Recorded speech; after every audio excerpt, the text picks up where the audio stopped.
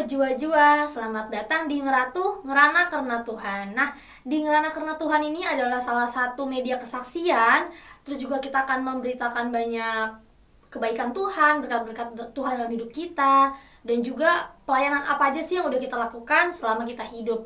Dan seperti aku bilang, inilah tentang media kesaksian. Jadi kita akan berbicara banyak nih tentang apa yang Tuhan kasih ke kita dan apa aja yang menjadi kewajiban kita nih sebagai anak-anak Tuhan. Nah, di episode kali ini kita akan kedatangan tamu yang ini aktif banget nih di bidang musik dan juga salah satunya aktif banget di organisasi gereja. Ada Kak Seana. Halo Kak Seana. Hai Ci.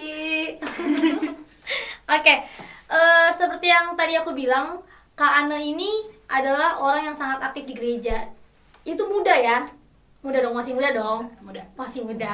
Nah, tema kita pada episode kali ini itu yang muda yang melayani. Yang artinya nih walaupun kita masih muda nih Kak, artinya kita tetap bisa melayani, nggak mesti nunggu udah umur 30, umur 25. Jadi semuda apapun, sekecil apapun kita udah bisa melayani. Nah, aku mau ngutip ayat nih dari tema kita kali ini, yaitu yang muda yang melayani. Diambil dari 1 Timotius 4 ayat 12. Begini kata Tuhan, "Jangan seorang pun menganggap engkau rendah karena engkau muda. Jadilah teladan bagi orang-orang percaya dalam perkataanmu, dalam tingkah lakumu, dalam kasihmu, dalam kesetiaanmu, dan dalam kesucianmu." Jadi ini adalah ayat awal nih untuk pembicaraan kita pada kali ini. Oke, mungkin boleh dikasih tahu nama panjang Kak Seana nih. Oke ya. Halo, shalom semuanya, sahabat ngelantuh ya. Yap. Oke, nama aku Lizesia Shanefu Brulimbeng, Bere Karo-Karo Bukit Kemputigan. Oke, tadi panjang banget ya namanya ya. Lizesia Seana Fu. Lizesia. Lizesia Seana Fu Shana. Siana Fu Limbeng. Oke. Mungkin boleh kasih tau kali ini arti dari namanya tuh apa? Kayaknya ya, nama aku itu artinya doakan Lie itu Limbeng, Eva, serasi, anak ras arkempu. Jadi pokoknya itu doa agar mama bapak tuh terus serasi gitulah, sampai punya anak, sampai punya cucu gitu. Jadi nama aku tuh artinya doa. Oh gitu. Berarti cukup kreatif ya. Namanya bisa dibikin kayak gitu dan doanya dalam namanya tuh keren juga. Itu apa tadi, beranak cucu bertambah banyak ya. Yeah. Jadi dua orang tuanya. Nah, kalau boleh tahu Limbeng itu apa Kak Ana? Limbeng itu ya marga. Sama kayak kamu kan, marga kamu apa? Aku Karo-Karo Citepu. Sama, aku juga Perangin-Angin Limbeng. Jadi Limbeng itu sub marga ya. Kan kita kan Karo kan marganya marga cuma 5 kan, tapi kan mereka punya sub-subnya. Nah, ya udah. Limbeng itu salah satu sub dari Perangin-Angin. Oke, jadi berarti Perangin-Angin Limbeng berarti Yes. ya. Oke. Asal kampung. Siapa tahu nih nanti teman-teman ngerantau nanti yang tahu kampungnya pas ketemu kayak dari sini Kampung bukan? ternyata. Ya, betul. Iya. Dari mana tuh, Kak? Aku kampungnya dari Kuta Jurung, Deli Serdang. Oke, mungkin untuk teman-teman ngerantau nih nanti nih yang ketemu Kak Ana di jalan atau papasan ngelihat, ih ini Kak Ana ya, ntar boleh ini kali ya, sapa-sapaan. Oke, kayak yang aku bilang nih, Kak Ana ini aktif banget di gereja dalam pelayanannya, di organisasi aktif, di bidang musik tuh aktif. Nah, aku mau tahu dong Kak, kalau bisa keaktifannya tuh apa aja? Oke, saat ini ya. Yap. Saat ini itu aku masih menjadi organis aktif di gereja GBKP Setulusada. Terus aku itu guru KKR dari 2000 berapa ya, Ci? Dari 2019 mungkin? 2019-2018, sekitar tahun segitu. Terus aku sekarang pengurus Permata, aku kabit pembinaan. Ini udah 2 kali ya kita ya? Iya. 2 kali. Aku barengan guys sama Keci. Aktif juga kan sebagai organis gereja. Iya, tadi kan aku udah sebut. Oke, lupa, maaf. Oke deh, dan juga Kak Ana ini lagi sibuk sama kuliahnya ya, semester akhir ya. Ya, aku lagi kuliah. Jadi gimana perkembangan kuliahnya? Iya, lancar. Sejauh ini lagi mempersiapkan resital. Aku kuliah musik di Universitas Pelita Harapan. Peminatannya komposisi. Oke, untuk teman-teman yang pengen nanti dibuat lagunya, langsung kontak ke Kak Ana bisa. Mantap. Oke deh, mungkin dari yang pertama kali ya, karena kan kakak kan basicnya musik nih. Aku mau tanya nih, sejak kapan kakak menjadi organis di gereja? sejak kapan organis nih ya, bukan Iya, belajar musik ya? iya organis. Kalau belajar musik pasti aku dari kecil dikenalin sama bapak. Kalau jadi organis di gereja itu tahun 2012 ya kalau nggak salah. Itu umur berapa tuh? Aku kelas 6 SD pokoknya aku ingat. Aku baru naik kelas 5, kelas 6 SD tuh bapak udah bilang itu jadwal pertama aku jadi organis. Oh iya, berarti itu umur berapa ya kalau kelas 6? Umur 11 umur 12 ya. 11. Oh, segitu. Itu pas dikasih tahu kalau misalkan itu kan awal mula Kakak jadi organis nih. Pas Kakak dikasih tanggung jawab sama Kila sama Bapak Kakak, itu perasaannya gimana? Menolak dulu dong pasti menolak. awalnya. Oh. Maksudnya kan maksudnya nggak pernah ibadah di ruangan besar dong. Ya kan kita kan selalu di KKR, nggak pernah ibadah di ruang besar. Gimana sih ibadah di ruang besar, lagu-lagunya tuh apa aja sih? Kan aku nggak tahu. Iya betul. Pastinya pertama-tama menolak dulu dong, kayak aduh belum siap deh, kayaknya belum siap nih untuk melayani. Cuma bapak pun orangnya keras ya. Jadi ya, terus? iya udah organis jadinya, mau nggak mau. Oh. Awalnya karena disuruh kan. Tapi kalau sekarang udah enjoy dong, udah merasakan itu sebagai jati diri nggak sih jatuhnya kalau misalkan Kakak? Aku merasa itu tanggung jawab aku aja deh. Okay. Kayak tanggung jawab aja, jadi kayak misalkan di gereja sebenarnya gak ada organis, aku pergi tuh sebenarnya aku misalkan ya berat aja gitu sebenarnya, kayak aduh pengen pulang, tapi kan ribet juga pulang kan misalkan ada acara apa segala macam. Karena aku merasa itu sebuah tanggung jawab aja, even itu bukan jadwal aku pun, kalau misalkan itu organis kosong tuh aku yang kayak aduh gitu. Karena kan musik nggak enak ya kalau di ibadah nggak ada ya, karena kan salah satu cara puji-pujian kita ke Tuhan kan melalui musik juga ya. Oke, tadi di SD, berarti kan itu kan istilahnya kalau aku ya mungkin waktu pas seumuran Kakak waktu SD itu kelas 6 ya, kayaknya masih di KKR sih, belum memulai pelayanan gitu. Tapi Kakak udah mulai pelayanan lewat menjadi organis gereja di umur 11 atau 12 tahun. Nah, itu prosesnya gimana? Kakak bisa sampai sekarang akhirnya Kakak mau gitu loh maksudnya. Wah, perjalanan panjang sih Ci, pasti ya. Kayak tadi aku bilang, aku nolak dulu jadi organis karena kan ya nggak tahu ibadah di umum. GBKP gimana, kan kita selamanya cuma di KKR ya. KKR. Terus itu kelas 6 tuh kita masih ditanggung ya. Iya, kelas tanggung. Iya, gitu kan. Jadi belum tahu lah lagu-lagunya apa, bahasa Karo juga nggak terlalu ngerti. Cuma bapakku tuh orangnya memang keras banget, karena waktu itu juga mungkin kebutuhan gereja ya. Iya, organis di gereja juga nggak ada waktu itu, bahkan cuma bisa dihitung jari kali. Maksudnya sekarang juga masih bisa dihitung jari sih, tapi maksudnya mungkin saat itu benar-benar minim aja organis. Bahkan setahu aku tuh dulu, aku tuh jadwalku ada juga pemainan organ dari luar, jadi kita tuh terus ada tuh sampai ngambil orang dari luar buat jadi organis, saking kekurangannya organis ya, gitu, paham kan ya? Paham. Gitu, jadi ya mungkin bapak juga ngelihat ada potensi cepet nangkepnya atau dan segala macem, ya udah jadi organis. Pakai drama banyak lah, maksudnya kan aku tadi bilang penolakan kan, pakai nangis dulu, berantem dulu sama bapak. Bener, aku tuh bener-bener wah nggak bisa deh, pokoknya kalau bapak udah bilang organis ya udah harus, mau nggak mau gimana pun caranya, gimana pun itu pokoknya aku harus jadi organis. Ya menurut aku berat, karena aku waktu itu juga belum ngerti kan, maksudnya baca not, baca apa, kan aku juga kan otodidak kan, maksudnya diajarin bapak basic, terus sisanya aku belajar sendiri chord-chord gitu kan. Ya berat aja menurut aku, karena aku nggak ngerti angka-angka ini apa. Aku tahu dari mi fa sol la si do, tapi aku nggak ngerti cara bacanya gimana, cara titik itu apa, garis yang atas itu apa, kan aku nggak ngerti kan. Aku cuma bisa main piano ya base dari kuping aku aja. Dari kuping kayak dikasih lagu aku bisa dengar, tapi kan ini kita kitab denden, kita harus baca notnya gimana, yang tepatnya gimana, harus bikin chordnya juga. Betul. Ya gitu, menurut aku beratnya di situ aja, karena aku belum sefasih itu bermain piano, tapi aku udah dituntut untuk melayani. Jadinya kan lagu ibadah tuh kan banyak kan, kayak ada 6 sampai 8 kan. Iya. Ya udah aku pelajarin satu hari satu. Sampai satu hari satu berarti? Iya, satu hari satu lagu aku harus lancar. Nangis. Wah, kena marah lagi yang bapak. Nangis, nggak mempan nangis itu. Terus belajar, besoknya satu lagu lagi, besoknya satu lagu lagi, Pokoknya akhirnya sampai 7 hari kan, Mm-mm. satu hari satu lagu dipelajarin. Oh. Terus belajar amin-amin, ternyata ada amin-amin yang pertama, ada amin-amin Amin yang yang kedua. terus ada haleluya. Iya, betul. Ya gitu sih, belajarnya berat menurut aku satu hari. Tapi menjadikan Kak Ana yang sekarang jadi lebih, maksudnya dibandingin dulu jadi lebih jago kan.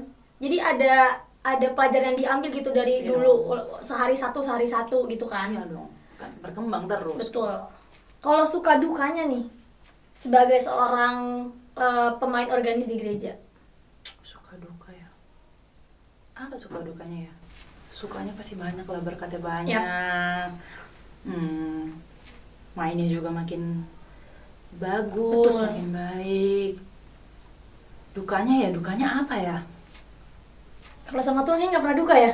Kayaknya aku belum tahu deh. Dukanya apa ya, Ci? Dukanya apa ya? Apa ya? Aku kan nggak organis juga, Iya, kayaknya tapi apa dukanya ya? kayaknya Kayaknya kalau nggak ada deh. Soalnya kalau misalkan kalau aku ya, kalau misalnya kita melayani tuh nggak usah takut sama apapun sih. Kayak Tuhan pasti bakal ngasih apa yang kita minta. Walaupun memang bukan sekarang, tapi mungkin nanti. iya, dukanya nggak tahu deh aku. Dukanya nggak ada. Tapi namanya pelayanan mungkin sebel mungkin Oh, pasti, iya. pasti ada. Tapi Betul. kalau dibilang duka, kayaknya nggak ada deh duka. Ya mungkin itu kali rasa-rasa sebel aja gitu sih. Wajar sih kalau di pelayanan kayak gitu. Namanya juga kan melatih kesabaran juga kan pelayanan tuh. Dan tadi kayak udah di-mention juga, Kak Ani adalah seorang guru KKR. Nah, kalau dari guru KKR sendiri nih, itu panggilan pribadi kah atau disuruh? Atau karena ngelihat anak-anak suka, mau deh jadi guru KKR gitu? Panggilan dong. Dari aku masih di KKR, dari aku kelas tanggung, itu aku udah janji kalau nanti aku udah jadi permata, aku akan jadi guru KKR. Kenapa? Karena mungkin kan mungkin kita tuh orang Karo ini ya terbiasa kayak orang tua itu yang harus dihormati, jadi yang kayak kita nggak bisa jadi teman aja, jadi nggak Iya. ada tempat cerita, tempat apa. Mungkin aku dulu ngerasanya gitu ya, nggak bisa cerita, nggak bisa apa. Dan ya tempat aku cerita, tempat aku Bermain? karena mungkin aku anak pertama ya, jadi aku nggak punya kakak, nggak punya abang yang merangkul gitu Iya. ya. Maksudnya kalau orang tua kan kita harus hormat ya, jadi Betul. kayak nggak bisa jadi, aku ngerasanya nggak bisa jadi teman aja, dan aku juga segan aja untuk cerita ke orang tua kan dulu. Ya jadi aku bisa cerita itu sama guru KKR ku. Dan aku pengen aku pun bisa jadi kayak gitu juga buat adik-adik di KKR. Jadi kayak misalkan adik-adik KKR gak punya tempat untuk cerita, aku mau mereka cerita ke aku dijadiin kayak kakaknya mereka. Kayak gitu sih sebenarnya, tapi itu panggilan aku sendiri aja dari ditanggung, pokoknya dari kelas tanggung tuh kelas berapa sih, Ci? Kalau Kelas 4 sampai kelas 6 sih kalau kelas nggak 4 salah. sampai kelas 6 itu aku pokoknya habis aku di Ngawan kan aku harus jadi guru KKR gitu. Gitu, berarti dari hal kecil sebenarnya ya kakak merasa aku tuh kalau misalkan cerita tuh nggak ada jadinya ke guru KKR, dan kakak menjadikan motivasi juga kakak. Aku bisa jadi guru KKR supaya adik-adik tuh ada tempat curhat, tempat cerita ke aku. Nah kan kayak di guru KKR nih, kan beda jauh dong usianya sama pelayan-pelayan guru KKR yang lain. Itu cara kakak tuh untuk adaptasi tuh gimana? Karena kan beda nih, beda usia. Cara adaptasinya ya gimana ya? Aku bingung sih kalau ditanya cara adaptasinya, tapi di situ terus ada, aku ngerasa kakak-kakak yang udah lebih dulu melayani, bibi-bibi ngerangkul kita aja sih. Yap. Jadi makanya dari awal nggak kerasa Gapnya ya? perbedaan umur itu, maksudnya bukan tidak menghormati, tapi jadi kerasanya jadi kayak seumuran aja, maksudnya jadi kayak ya udah kita sama-sama teman melayani, nggak ada yang lebih tua, nggak ada yang lebih senior, nggak ada yang junior. Jadi karena kakak-kakak sekolah minggu, kakak-kakak KKR merangkul kita banget dari awal, ngajarin gimana sih nih kalau di anak balita kita harus kayak gimana cara mengajarnya, kalau anak di remaja kayak gimana cara ngajarnya, atau tanggung yang tengah-tengah harus kayak gimana.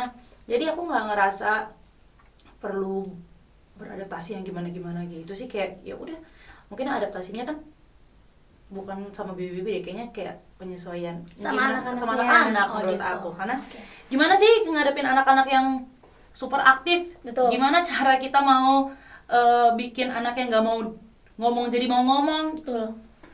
Lebih ke anak-anak sih, kalau ke guru-gurunya aku nggak ngerasa gimana-gimana gitu.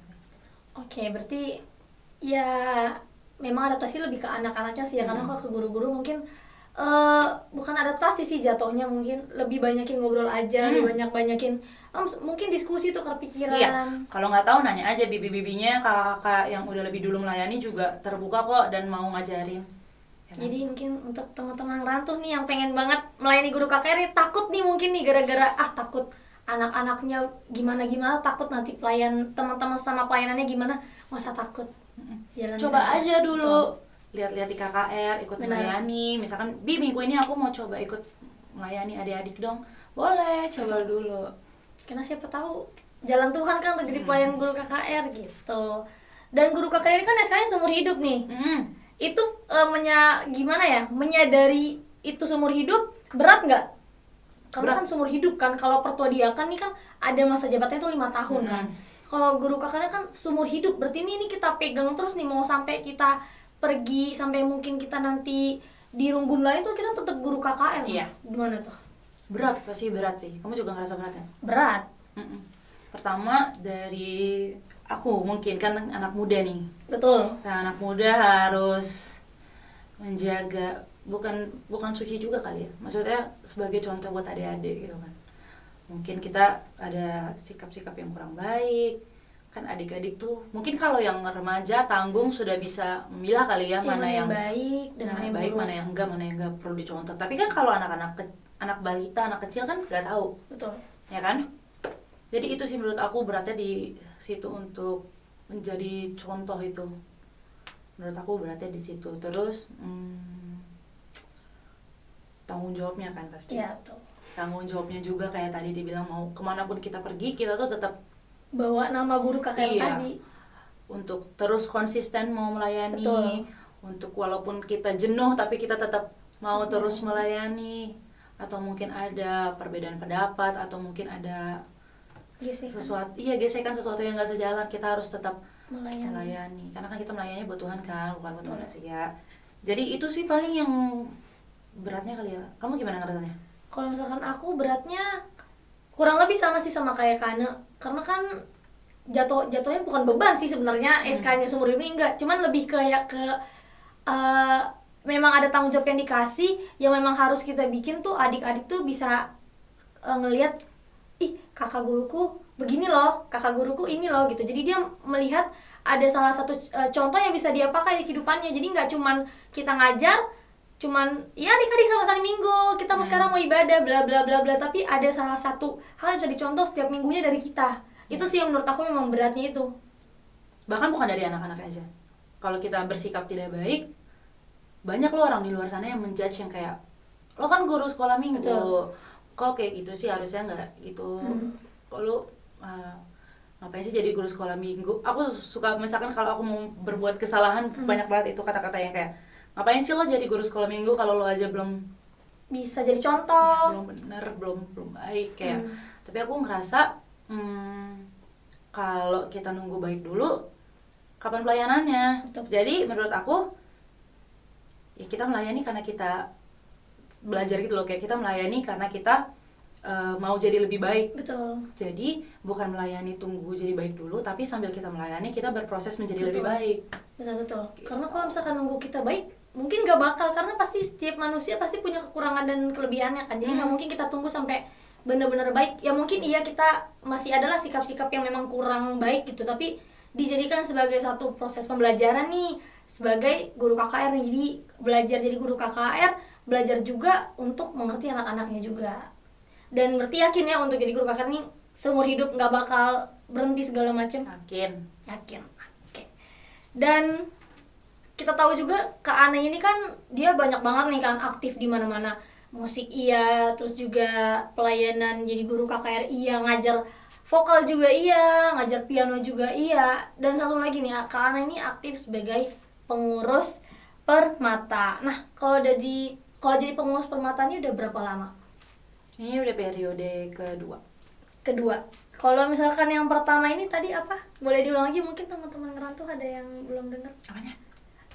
Masa jabatannya? Bukan masa jabatan. Jabatannya apa? Oh, kalau di periode pertama itu aku jadi sekretaris partisipasi. Yang sekarang itu aku jadi kabid pembinaan. Kabid pembinaan.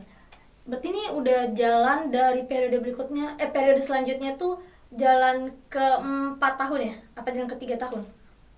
3 tahunan kayaknya. Soalnya kan waktu itu kita kepotong kan, jadi cuma Setahun ya? setahun berapa bulan, gak nyampe 2 tahun. 2 tahun kurang. Berarti mungkin ini jalan ke 3 tahun. Mhm. Apa ini menarik nih, apalagi kan ini pengurus permata, banyak banget nih permata yang memang harus kita benahi segala macam kan. Nah kalau dari Kak Ane nih, apa aja tantangannya menjadi seorang pengurus permata di GBKP? Wah banyak. Dari hampir sama-sama sih. Kayak KKR tadi ya, harus bersikap, menjaga sikap lebih baik, menjaga omongan. Apalagi ya Ci? Dari dalamnya juga mungkin, maksudnya namanya itu banyak orang kan, kita pengurus 11 orang, pasti ada perbedaan pendapat, ada sebel-sebelannya. Gimana sih aku tetap yakin untuk menjalani kepengurusan aku dengan itu semua, ngerti gak? Kayak pasti banyak nih, pasti ada sebel-sebelan, pasti ada aja masanya sebel-sebelan. Betul. Perbedaan pendapat, merasa tidak didengar gitu-gitu kan pasti ada kan. Gimana caranya aku tetap menyelesaikan kepengurusanku? Aku nggak hilang, maksud aku ngerasa nggak hilang. Nggak hilang tuh, coba nggak lepas tanggung jawab aku. Jadi pengurus, aku tetap menjalankan itu. Itu sih paling beratnya kayak gitu. Terus gimana sih biar acara tuh terus rame? Betul. Karena itu sedih tahu kalau misalkan kita bikin acara permata terus yang datang tuh dikit, kayak sedih lagi. Bukan masalah, bisa kan kalau orang-orang kan kalau misalkan datang ke acara permata kan pengurus mungkin orang ngiranya konsumnya gimana, padahal tuh konsumsi itu nggak jadi masalah, yang penting tuh kehadiran. Karena ya tadi kalau misalkan kita ngebuat acara dan acaranya sepi, jujur sih aku sebagai pengurus juga ya aku merasa sedih gitu, karena aku merasa kayak kita ternyata nggak bisa loh untuk nge-grab teman-teman permata yang ada di runggun kita gitu. Jadi sedih banget kalau misalkan kayak PA yang datang cuman kadang 10, 15 gitu. Itu sedih banget sih jujur, karena dari sekian banyaknya permata ternyata yang datang hanya segitu gitu. Mungkin ada kesibukan, mungkin ada hal-hal lain, tapi dengan jumlah kehadiran sangat sedikit emang bener-bener bikin kita jadi ngerasa gila, sedih banget. Aku juga gitu. ngerasa sedih sih, kayak sebenarnya kan tahun itu juga bilang kan 2-3 orang. Iya, berkumpul di situ ada aku. Iya, tapi kayak tetap aja sih kerasa sih sedihnya, maksudnya. Tapi balik lagi aku kayak ya udah nggak apa-apa, nggak usah disedihin yang nggak datangnya. Sekarang kita fokus ke teman-teman yang mau datang nih, mau ikut acaranya, mau bantu kita untuk menjalankan acara ini, mau ikut berpartisipasi. Jadi sedihnya tuh ketutup karena ngelihat teman-teman yang datang. Bener. Terus gimana sih selain ngajak teman-teman ke acara, mungkin gimana sih caranya kita ngajak teman-teman permata kita mau ibadah? Karena mungkin ini permasalahan di banyak rungkun juga kali ya Ci, bukan di rungkun Sulsada. Permata itu sulit sekali, maksudnya untuk beribadah di GBKP, karena mungkin berbahasa Karo, dan mungkin kita anak-anaknya juga banyak yang lahir di kota, jadi nggak terlalu mengerti. Ya aku sendiri juga lahir di sini gue juga. Ya kasih, jadi nggak terlalu ngerti bahasa Karo, tapi puji Tuhan sekarang maksudnya ya lumayan bisa mengerti lah gitu. Kayak misalkan kalau khotbah full bahasa Karo, kita udah ngerti intinya tuh apa gitu. Sedikit-sedikit aku udah bisa ngerti gitu. Nah gimana sih caranya teman-teman tuh, maksudnya kayak aku pun nggak ngerti ibadahnya, aku mencoba memahami ya apa yang disampaikan ya kan gitu kan, mencoba memahami. Ntar kalau nggak tahu ya paling aku nanya ke bibi di sebelah, misalkan Bi itu apa sih artinya, jadi ngerti, jadi ikut ketawa, walaupun misalkan orang-orang udah ketawa tapi kita ketawanya telat. Nggak apa-apa, bener. Minggu depan kan kalau diulang lagi jokesnya udah ketawa. Iya benar. Terus gimana sih biar teman-teman tuh tetap mau stay beribadah di GBKP. Maksudnya kayak kita juga nggak ngerti, tapi kita punya hati, kita punya kerinduan untuk beribadah di GBKP. Gimana sih caranya biar teman-teman yang lain itu juga punya kecintaan, kerinduan yang sama kayak kita gitu, buat beribadah di GBKP. Walau kita nggak begitu ngerti bahasanya, tapi kita ya udah di sini gitu tempat kita. Jadi mungkin teman-teman yang lain kan lebih senang, namanya anak muda ya, suka di tempat lain, mungkin yang ibadahnya lebih rame, lebih pakai band dan segala macem. Tapi sama kok dapatnya, maksudnya lagu-lagu kita juga lagu-lagu yang keren. Maksudnya mereka yang bikin lagu juga nggak bikin lagu asal-asalan kan. Betul. Udah liriknya, sebenarnya kalau kita ngerti tuh liriknya dalam-dalam, mungkin karena kita nggak ngerti aja kan. Mungkin karena ya nggak ngerti dan juga mungkin hanya sebatas dinyanyikan aja. Cuman tapi kalau kita lihat bener-bener misalkan di rumah nih, kita lihat artinya, memang sedalam itu artinya. Iya, makanya mungkin tadi karena kita nggak ngerti aja ya, mungkin bisa mencoba untuk belajar ya gitulah tadi. Gimana sih caranya biar teman-teman yang lain itu punya Kerinduan yang sama ya. yang sama, kecintaan yang sama kayak kita yang tetap beribadah di GBKP gitu.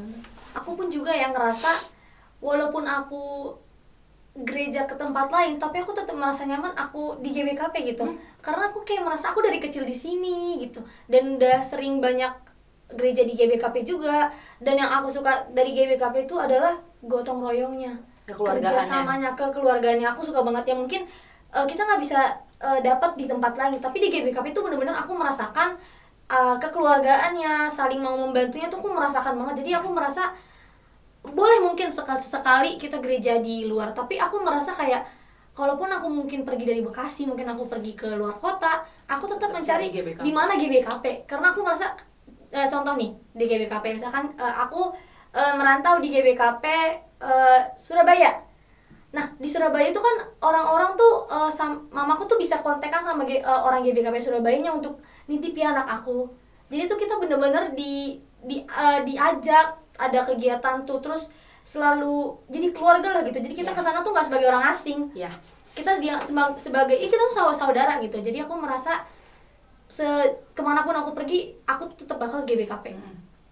Bahkan nggak perlu dikontak aku waktu itu, waktu baru kuliah Ci. Kan aku GBKP Karawaci. Aku ibadah, aku duduk di paling belakang. Tau kan biasa selesai ibadah suka ada yang perkenalan orang yang baru petandakan gitu kan.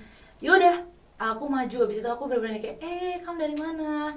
Jadi bener-bener aku nggak ngerasa sendirian di situ. Bener. Aku tuh pernah waktu awal-awal masuk jadi Permata tuh aku kayak aduh ini asing banget. Aku nggak nyambung lagi sama kakak abang, mungkin karena umur yang jauh ya. Umur juga kan. Aku nggak nyambung lagi sama kakak abang ini nih.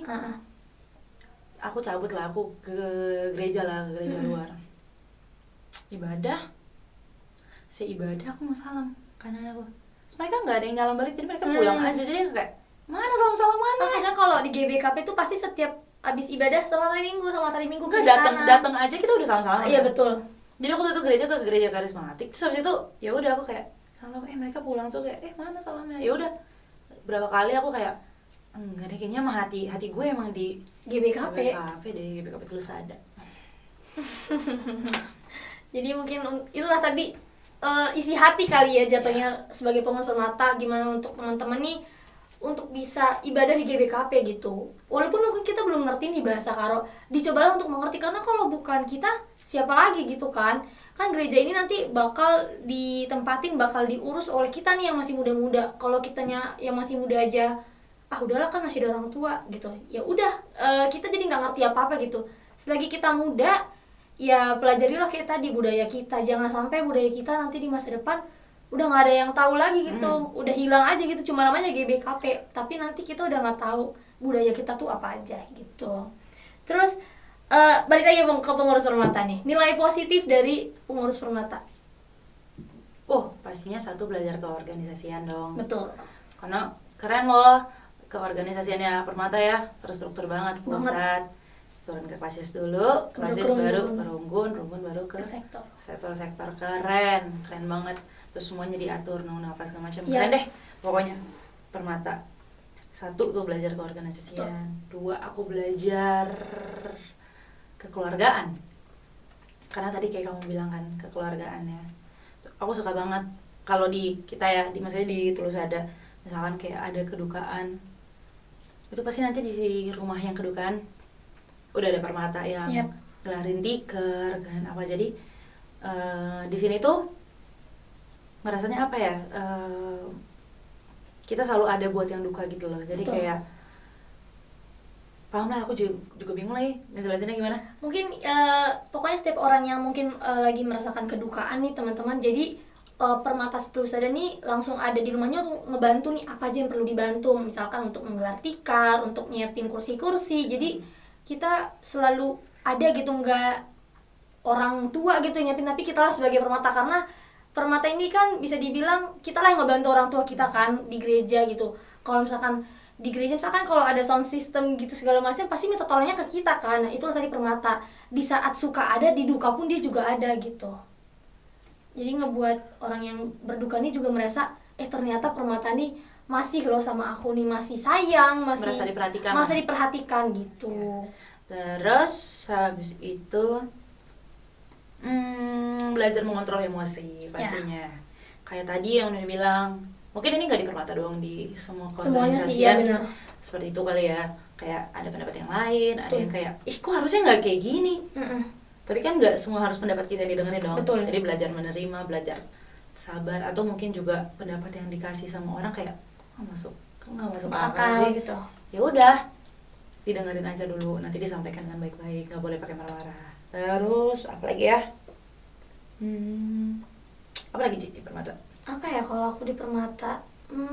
Melatih kesabaran, mengontrol diri, tahu nilai keorganisasian. Pastinya imannya bertambah juga, terus juga aku rasa aku bisa nambah relasi sih, itu nilai positifnya. Aku bisa nambah relasi dari teman-teman yang mana aja. Keren, bahkan kalau di Permata tuh suka ada yang kayak nawarin kerjaan. Nah, itu dibutuhkan lowongan pekerjaan ya, ini. Itu betul di grup tuh selalu ada kan, iya, dan itu nilai positif juga sih. Kita sebagai seorang Permata, kita bisa memberikan bantuan juga ke teman-teman Permata yang mungkin ini yang lagi cari kerja, ada loh gitu. Jadi menurutku itu nilai positif juga sih yang aku dapat di Permata gitu. Kalau misalkan tadi kan guru KKR nih kan aku nggak tahu sih sama apa enggak ya, tapi kalau misalkan aku tanya di Permata nih banyak enak, sebagai pengurus Permata banyak enaknya atau banyak nggak enaknya? Banyak enaknya dong, kalau nggak banyak enaknya nggak mungkin mau jadi lagi dong, nggak punya keindahan lagi. Pasti banyak enaknya dong. Seru banget tahu join Permata. Betul. Seru banget. Maksudnya bukan seru-seru cuma pulang malam, tapi pelayanannya juga seru. Kayak aku kan sebelumnya ada di partisipasi, sekarang Keci partisipasi. Kayak walaupun capek nih, misalkan kita mendiakoni, aku udah capek kuliah terus aku harus diakoni lagi. Tapi aku suka cita kayak gimana sih rasanya kita sakit terus didahi sama anak-anak Permata. Bibi kemarin kenapa?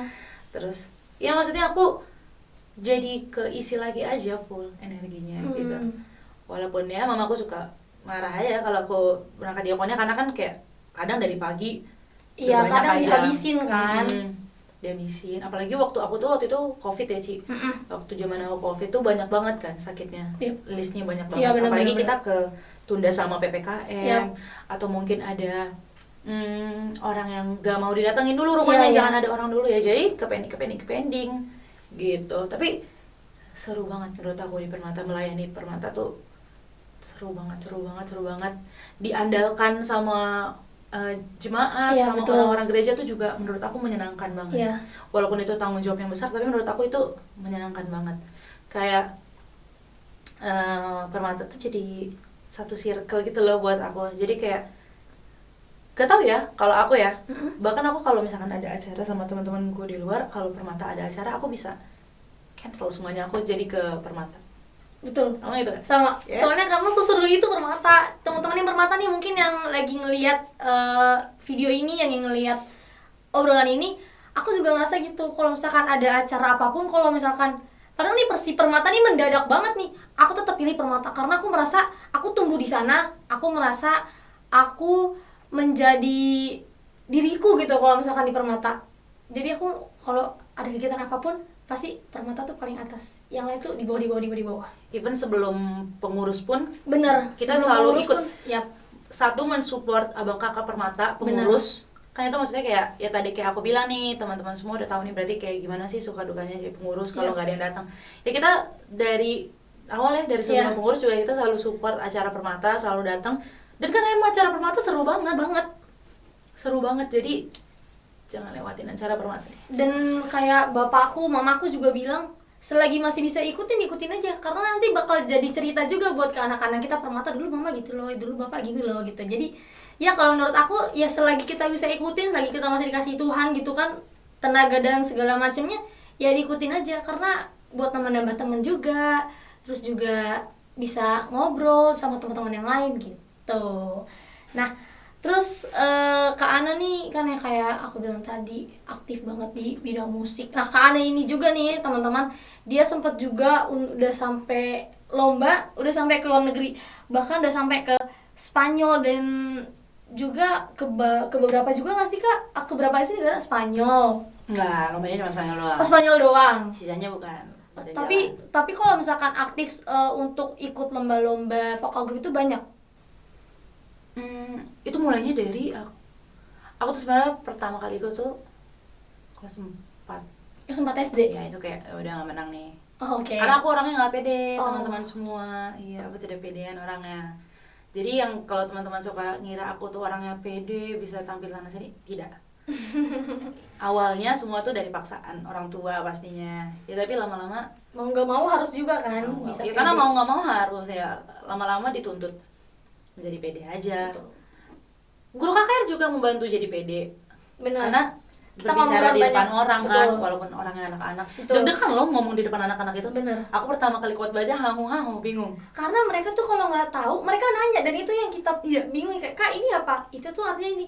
Oh tapi yang tadi kakak bilang Iya, ini iya. apa? Ada pertanyaan tuh selalu ada, jadi itu yang nggak buat kita pede juga. Itu makanya aku tuh orangnya nggak pedean banget.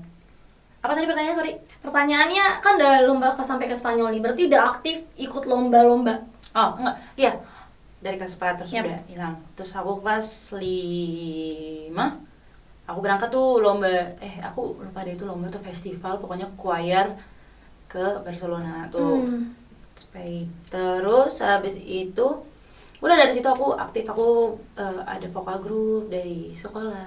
Jadi aku banyak suka ikut lomba Pers Parawi, lomba Indomaret, menang-menang terus gitu. Puji Jadi Tuhan ya. puji Tuhan. Dari situ aktifnya, terus habis itu udah hilang SMA. Mungkin karena sibuk juga kali ya.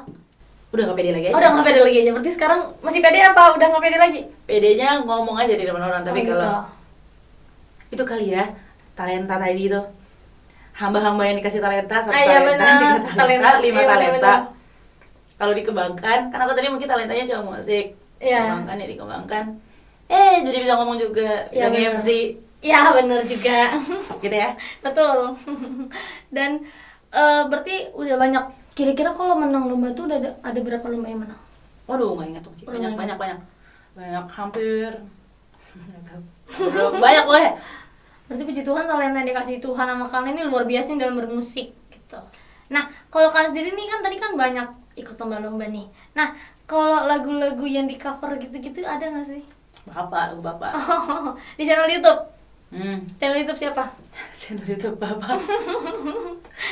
Itu biasanya kalau cover lagu-lagu lagu duniawi doang kah? Nggak, Atau yang dunia lagu atau Bapak. rohani gitu juga? Lagu-lagu bapak aja. Oh. Lagu-lagu kan bapak punya channel YouTube. Jadi ya udah, maksudnya dimintain tolong buat nyanyi gitu ya. Udah seperti itu. Seperti yang tadi sudah dikasih tahu. Karena nggak pede lagi. Iya, nggak pede, makanya nggak tahu ya.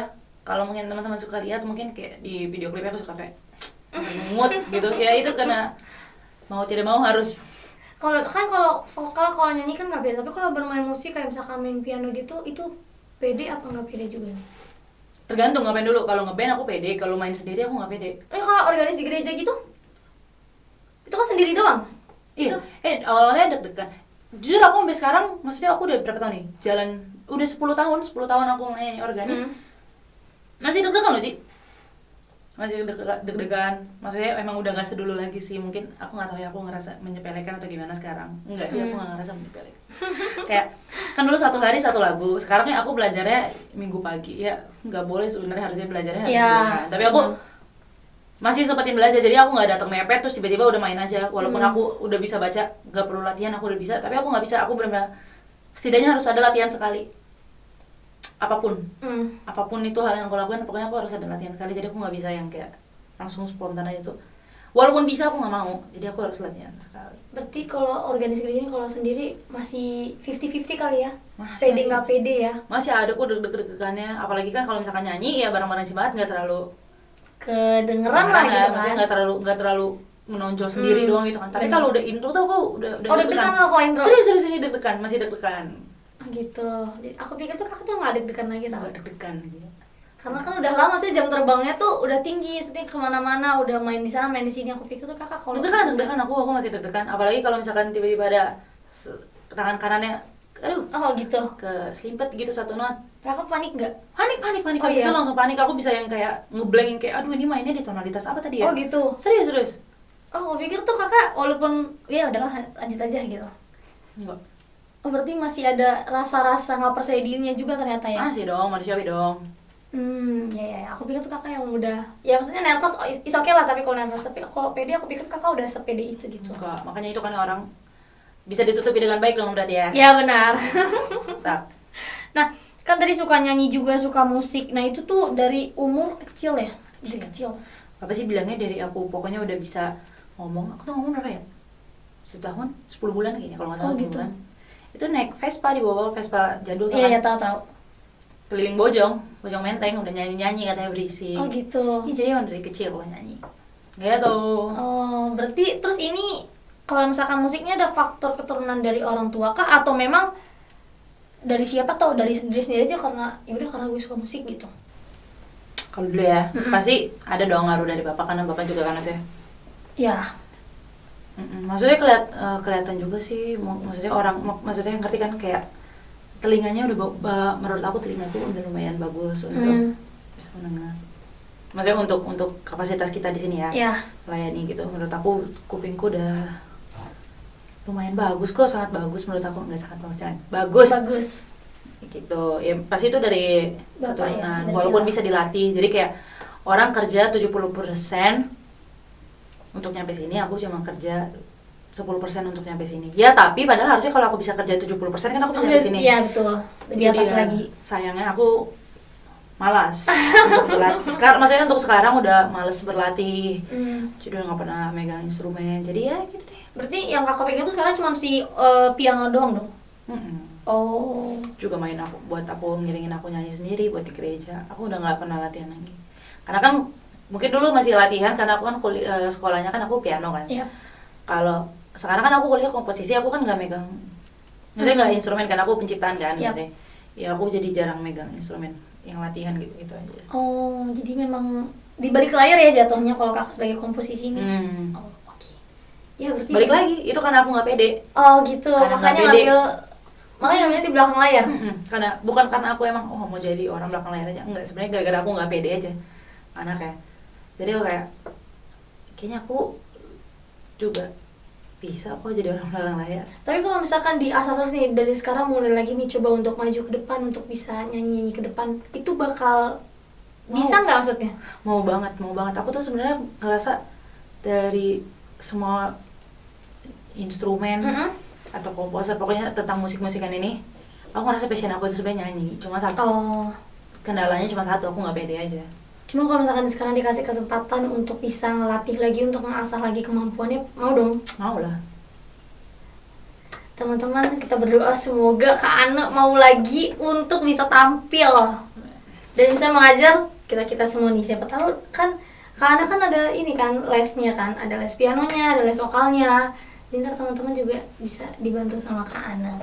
Nah, kita udah banyak banget nih ngomong nih, dari mulai pelayanan kakak dari awal tuh dari sebagai organis gereja, terus jadi guru KKR, akhirnya jadi pengurus permata nih. Kan itu kan banyak nih pelayanannya, otomatis waktu juga pasti banyak dong. Nah, gimana nih cara Kak Ane untuk bisa ngebagi waktu nih antara pelayanan, terus habis itu kuliah, ngajar, terus kegiatan di rumah, membantu orang tua tuh kakak gimana cara ngebaginya? Karena padat banget kan, karena kalau dilihat pelayanan tuh aktif semua, kuliah aktif juga tuh gimana? Aku nggak tahu ya kalau dibilang bagi waktu, masih agak berantakan sih sebenarnya, masih agak berantakan. Jadi aku kayak, ya udah pelayanan di rumahnya kurang, kuliahnya ya 50% lah. Kayak kuliah ya udah kuliah jalan. Maksudnya kayak di rumah ya seperti itulah, kayak ya gitu deh Ci. Berarti ada kok tugas rumahnya. Apa tuh? Cuci piring, ngelap mobil. Oh iya benar. Aku ngelap mobil loh. Iya. Perempuan dan aku ngelap mobil. Ih serius ngelap luar, bersihin dalam, terus aku terus nyapu ngepel. Berarti mungkin setelah ini bisa diatur lagi kali ya antara waktu-waktu yang pelayanan, mengajar, kuliah, kegiatan di rumah. Supaya kadang kalau misalkan pelayanan terus gitu kan, kadang kan pekerjaan Nggak seimbang kuliah dong. kan iya nggak seimbang jadinya, Harusnya seimbang semuanya. iya. Berarti berantakan jadinya loh. Nah, Misalkan yang harusnya bisa ngerjain tugas kuliah, jadi karena kasihkan pelayan gitu kan, karena kan harus seimbang, jangan karena pelayanan kegiatan yang lain tuh jatuh, karena kan Tuhan pengen ini seimbang Iya. gitu. Nah, kalau dari waktu-waktu yang kayak kakak pelayanan kuliah itu ada nggak sih yang dikorbankan gitu? Misalkan nih lagi kuliah, ternyata ada pelayanan nih, ya udahlah kuliah ntar aja, pelayanan aja dulu gitu. ada lagi, Oh iya ada. ada lagi. Apa? Gimana ya? Itu yang duka tadi. Oh. Aku bisa bolos kuliah Mm-mm. karena ada kedukaan. Gitu jadi. Seriusan. Oh, Sampai gitu. dosenku komplain gitu kayak, aku bingung, kamu emang apanya gereja sih? Oh, kayak gitu. kayak sampai orang meninggal aja harus ada kamu di situ. Serius dia apa kayak gitu. Terus aku jelasin aja kayak, nggak tahu ya kak, mungkin emang ini harusnya seimbang kali, aku harusnya kelarin dulu kelasku baru habis itu aku kesana. cabut, karena aku kan waktu itu naik bus gitu kan pulang. Terus habis itu harusnya gitu kali ya kak, tapi aku masih belum ini aja sih bagi waktunya, karena ya kayak tadi aku ngerasa kayak kedukaan itu maksudnya kan berat banget. Yap. Aku juga nggak mau kalau nanti aku ada dalam kedukaan aku sendiri gitu. Iya. Jadi walaupun aku nggak berbuat apapun, misalkan nggak berbuat peran banyak apapun di dalam situ, Iya. tapi setidaknya aku ngerasa kayak aku hadir aja tuh udah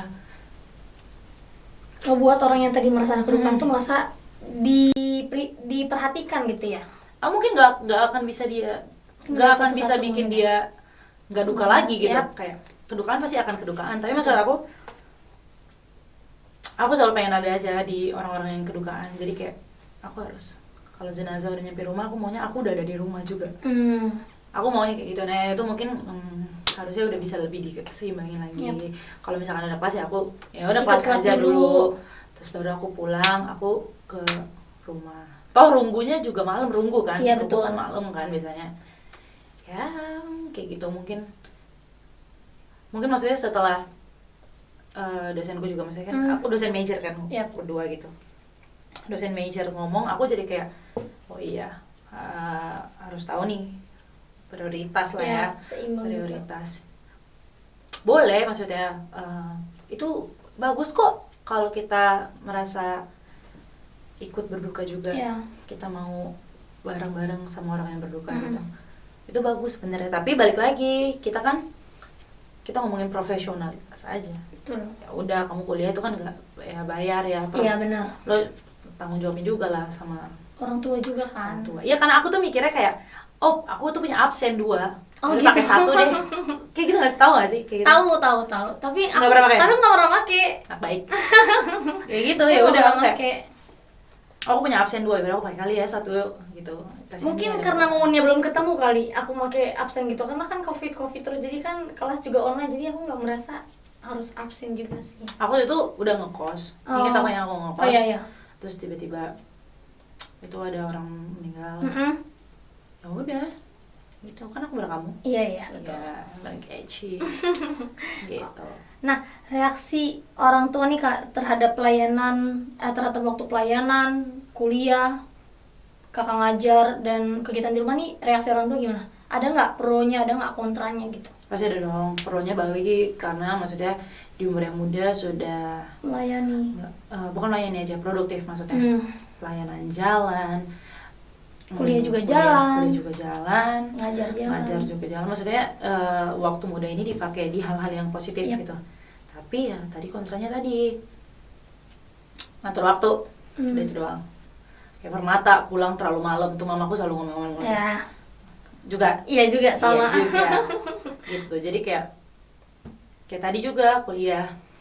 Ya udah, pentingin dulu kuliah, baru habis itu nanti kalau ada apa-apa baru, paham kan? Iya paham. Iya, gitu. Itu doang sih kontranya, tapi sisanya kalau hal-hal yang baik, hal-hal positif pasti disupport. Berarti sejauh ini mungkin kontranya tadi ya karena pulang malam. Tapi dari sekian banyak kegiatan pasti setuju terus dong, pasti support terus. mempertemukan kegiatan positif. Betul, berarti selama ini nih orang tua kalian ini sangat mendukung setiap aktivitas kalian nih, dari pelayanan, kakak kegiatan di rumah, mengajar, kuliah, berarti selalu mendukung. Ya. Karena dukungan orang tua itu nomor 1. Nah, dan pelajaran apa sih yang bisa kakak ambil dari setiap kegiatan yang kakak lakukan nih? Dari pelayanan kakak, apa pelajaran yang bisa kakak ambil? Dapat berkat dan menjadi berkat. Dapat berkat dan menjadi berkat, mungkin itu highlightnya kali ya. Dapat berkat dan dan menjadi berkat, betul. Berkat.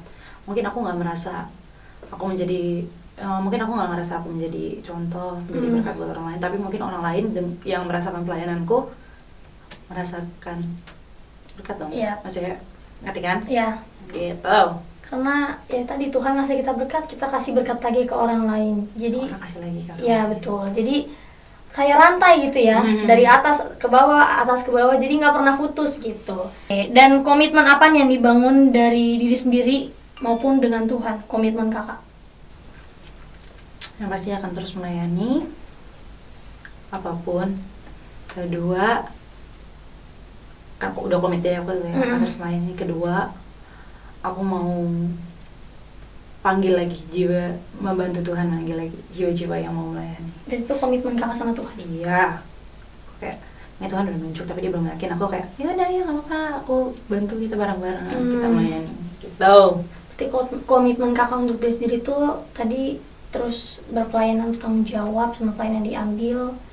Terus juga dari komitmen kakak ke Tuhan, kakak mau tarik jiwa-jiwa lebih banyak biar dekat sama Tuhan Yesus, biar bisa merasakan kasih Tuhan juga pasti di hidupnya.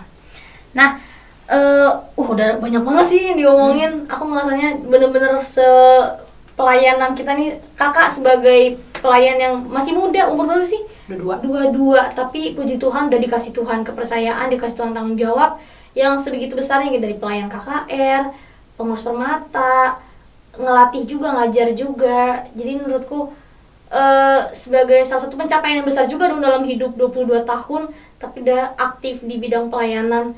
Nah, kalau dari kakak sendiri nih, kesimpulan dari setiap pelayanan kakak yang kakak ambil dalam organisasi, dalam kakak ngajar, kesimpulan yang kakak dapat yang menjadikan diri kakak mungkin lebih baik? Oh pasti dong, kita tadi kan bantu menahan emosi, bantu jadi lebih kenal diri sendiri, makin dekat lagi dong sama Tuhan. Pastinya itu aja sih kayaknya. Mungkin closing statement kali dari Kak Ana untuk episode kali ini, karena ini kan tema tentang yang muda yang melayani. Mungkin closing statement kakak untuk teman-teman. Oke. Buat teman-teman semua, pastinya jangan takut melayani. Kayak tadi, kayak misalkan mau jadi guru KKR, udah datang aja dulu, coba aja ikut bantu guru-guru KKR untuk melayani. Atau misalkan aku punya nih panggilan untuk jadi organis kak, atau aku punya panggilan menjadi song leader tapi aku nggak bisa nyanyi, aku nggak bisa baca not, ya udah kayak kita latihan bareng-bareng. Atau misalkan kayak tadi permata, kabur-kaburan karena malas, permata nggak jelas nih, strukturnya nggak jelas, apanya nggak jelas, ya udah ayo layani jadi pengurus biar tahu, biar kita bukan biar tahu, biar kita luruskan nih apa yang emang menurut kamu itu nggak lurus. Jadi caranya itu bukan kabur tapi ikut masuk pelayanan. Masa iya mau malah pergi sih? Yep. Aku sih malah pengen masuk ya, biar bisa dibenerin apa yang perlu dibenerin. Karena kalau nggak dibenerin ya akan kayak gitu-gitu terus kan maksudnya. Jadi gitu, jangan takut buat melayani, dirasa-rasain aja panggilan Tuhan. Betul. Jangan dina itu. Jangan ditolak. Ya, jangan ditolak. Maksudnya jangan kayak enggak. Jadi kalau emang udah ada hati, udah ada niat buat melayani, kalau masih ragu, masih buram tuh panggilannya, mungkin bisa minta bantuan orang lain. Ngobrol aja sama orang. Ngobrol aja, aku ngerasa kayak gini, menurut kamu gimana ya? Atau aku sebenarnya pengen nih melayani, tapi aku mulai dari mana sih? Ajak ngobrol aja orang yang menurut kamu tepat untuk diajak ngobrol tentang ini. Oke, kalau misalkan dari aku kali ya, closing statement dari aku, jangan takut untuk melayani. Pasti yang pertama, tema kita yang udah yang melayani, jadi jangan takut sama orang-orang. Jangan ada orang yang mungkin aku nggak tahu sih, mungkin ada teman-teman juga yang pernah dengar kata-kata kan kamu masih muda, belum ngerti, kan aku yang lebih tua ngerti. Mungkin itu juga sebagai suatu pembelajaran dan juga salah satu motivasi kita bisa nunjukin enggak, kita bisa loh walaupun kita muda. Jadi nggak ada yang bisa nganggap kita rendah. Even Tuhan sekalipun aja bilang jangan seorang pun nganggap engkau rendah karena engkau muda. Ada lagunya gitu, menganggap engkau rendah karena engkau muda gitu. Jadi jangan rendah diri gitu. Kita aja pasti kita dimampukan Tuhan gitu kalau kita mau melayani. Dan juga karena ini kita tentang kita di gereja Karo gitu ya. Dan yang aku mau tegasin lagi, mungkin kita harus tetap cinta sama GBKP, cinta sama budaya Karo. Karena kalau bukan dari kita nih, siapa lagi penerus dari gereja kita? Percuma kita bangun gereja segede apapun, semewah apapun, kalau anak permatanya juga kabur-kaburan, nanti itu yang nerusin gereja ini siapa? Nah itu, percuma maksudnya kita sampai cari dana segala macam, kita persembahan syukur, tapi ternyata nanti ke depannya gerejanya udah kosong aja kayak gitu, ya percuma juga bangunan tadi nggak jadi apa-apa, cuma jadi penghias doang gitu. Jadi untuk teman-teman, berusaha untuk mencintai budaya Karo, karena kalau kalian udah cinta, sumpah itu tuh seru banget.